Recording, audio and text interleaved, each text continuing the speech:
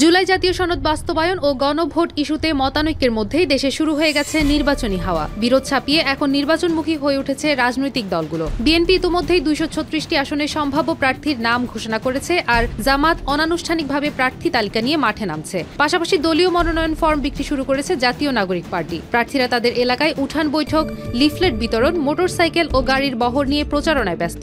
পাশাপাশি সামাজিক যোগাযোগ মাধ্যমেও সক্রিয়।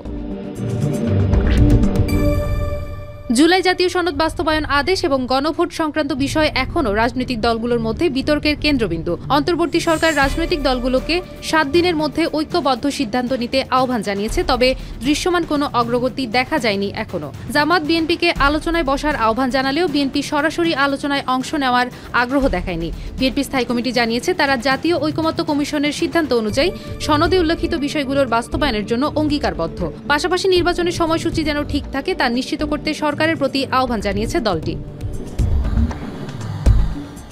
এদিকে নির্বাচনের প্রস্তুতিতে তৎপর নির্বাচন কমিশনও। ভোট কেন্দ্র চূড়ান্তকরণ, নির্বাচনী সামগ্রী প্রস্তুত রাখা এবং সুষ্ঠু নির্বাচনের জন্য প্রয়োজনীয় কর্মপরিকল্পনা প্রণয়নে কমিশন এখন ব্যস্ত সময় পার করছে। প্রধান উপদেষ্টা এবং উপদেষ্টার কাউন্সিলও নিশ্চিত করেছেন ফেব্রুয়ারিতেই অনুষ্ঠিত হবে জাতীয় নির্বাচন।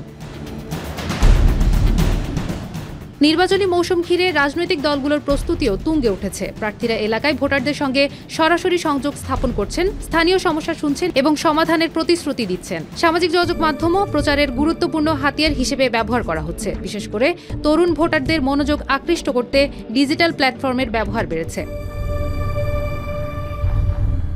সামগ্রিকভাবে দেশজুড়ে নির্বাচনমুখী কার্যক্রম, ইসির প্রস্তুতি এবং সরকারের নির্দিষ্ট সময়সীমা ঘোষণার ফলে ভোটের পরিবেশ স্পষ্ট হয়ে উঠেছে। সাধারণ মানুষ আশা করছে আসন্ন নির্বাচন হবে নিরপেক্ষ ও শান্তিপূর্ণ। রাজনৈতিক বিশ্লেষকরা মনে করছেন দীর্ঘদিনের অনিশ্চয়তার পর এই নির্বাচন দেশকে একটি নতুন রাজনৈতিক স্থিতিশীলতার পথে নিয়ে যেতে পারে। দেশের কোটি কোটি মানুষ অধীর আগ্রহে সেই দিনটির অপেক্ষায় আছে যখন তারা স্বাধীনভাবে তাদের প্রিয় প্রার্থীকে ভোট দিয়ে নির্বাচিত করতে পারবে।